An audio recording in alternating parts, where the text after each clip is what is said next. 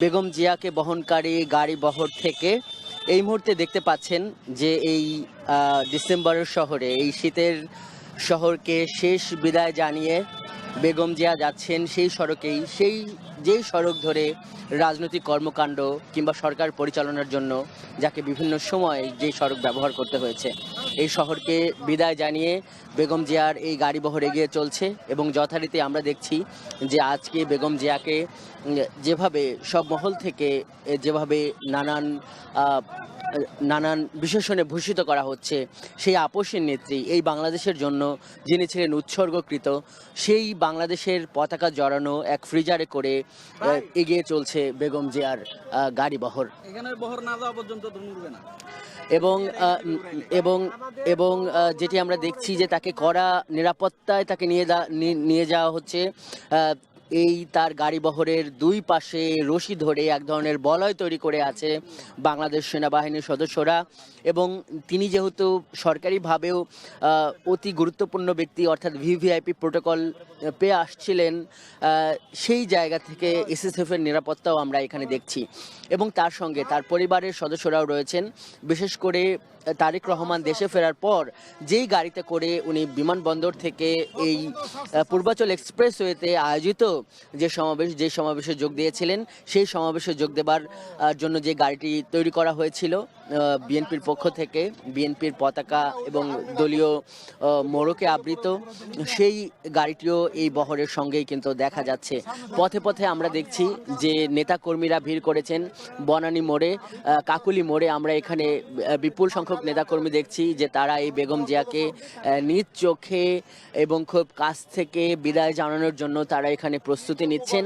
এবং যথারীতি এখানে আইন শৃঙ্খলা রক্ষা বাহিনীর যে বিভিন্ন ইউনিট, সেনা সদস্যরা তো এখানে আছেনই, পিজিআর আছেন, র্যাব আছেন, তারা কিন্তু এখানে এই তার গাড়ি বহর সেটি যাতে নির্বিঘ্নে যেতে পারে এর জন্য কিন্তু তারা এখানে প্রস্তুতি গ্রহণ করছেন। দর্শক, জানিয়ে রাখি যে ঘণ্টা খানিক আগে বেগম জিয়াকে বহনকারী যে ফ্রিজার, তাকে শেষবারের মতো তার স্মৃতি বিজড়িত তার বাসভবন ফিরোজায় নিয়ে যাওয়া হয়।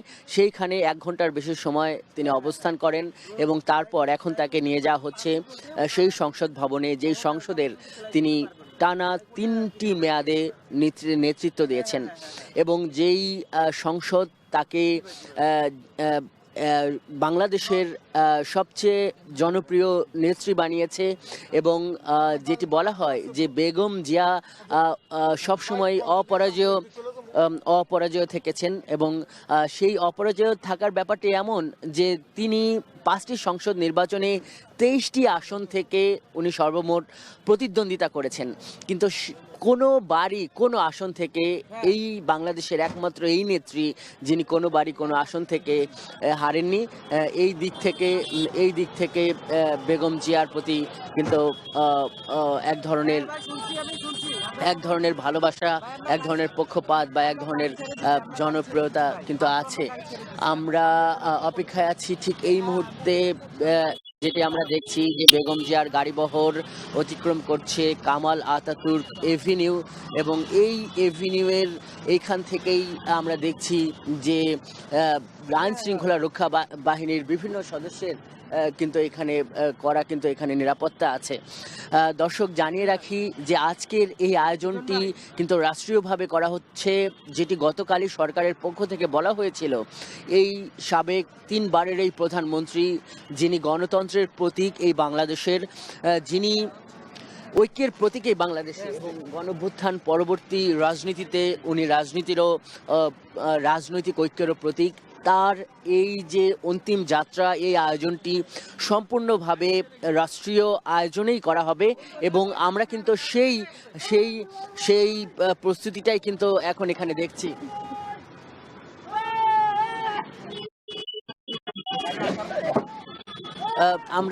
আমরা এখানে দেখছি যে তাকে রাষ্ট্রীয় মর্যাদায় যা যা করার আছে সরকারের পক্ষ থেকে সেগুলোই কিন্তু এখানে করা হচ্ছে। অপরদিকে তার জন্য কিন্তু অপেক্ষায় আছে লাখো জনতা এই জাতীয় সংসদ ভবনের সামনে। আমরা যেটি দেখছি যে জাতীয় সংসদ ভবনের সামনের যে 16 লেনের মানিক মিয়া সড়ক সেটি কিন্তু এখন কানায় কানায় পূর্ণ। এটি কিন্তু আমরা দেখতে পাচ্ছি, দর্শক দেখতে পাচ্ছেন যে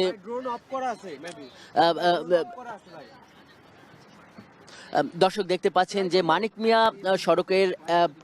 সড়কের সামনেই মানিক মিয়া সড়ক থেকেই যে ছবিটি আপনারা দেখছেন এটি কিন্তু মানিক মিয়া সড়কের, এবং অন্য পাশে বেগম জিয়াকে বহনকারী যে গাড়ি বহর, এবং এই ধরনের একটা ঐতিহাসিক আরেকটি ইতিহাসের শেষ অধ্যায় রচনা করতে করতে বেগম জিয়ার গাড়িবহর কিন্তু এগিয়ে চলছে। এবং যেটি দর্শক জানাতে পারি যে আজকে লাখো জনতা, এই জনতার মধ্যে নিশ্চয়ই এই বিএনপির নেতাকর্মীরা থাকবেন, যাদের অভিভাবক যেই বিএনপির টানা 40 বছর ধরে যে বিএনপির প্রধান হিসাবে যেই বিএনপির চেয়ারপারসন হিসাবে দায়িত্ব পালন করেছেন তারা তো থাকবেনই। এর বাইরেও অন্য সকল রাজনৈতিক যারা নেতৃবৃন্দ রয়েছেন সেই রাজনৈতিক নেতৃবৃন্দরাও কিন্তু এখানে অংশগ্রহণ করবেন।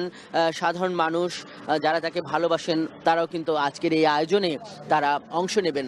নানান কারণে বেগম জিয়ার জীবনকে বর্ণাঢ্য জীবন বলা হয়। তার জীবন যেমন দুঃখে ভরা, তার জীবন যেমন সংগ্রামে পূর্ণ, ঠিক তার জীবন কিন্তু বাংলাদেশের জন্য, এই বাংলাদেশের যারা তরুণ রয়েছে, যারা রাজনীতি করেন তাদের কাছে কিন্তু এক অনুকরণীয় আদর্শ বটে। যেটি আমরা দেখি যে তার গোটা জীবনে বারবার কঠিন পরিস্থিতি এসেছেন।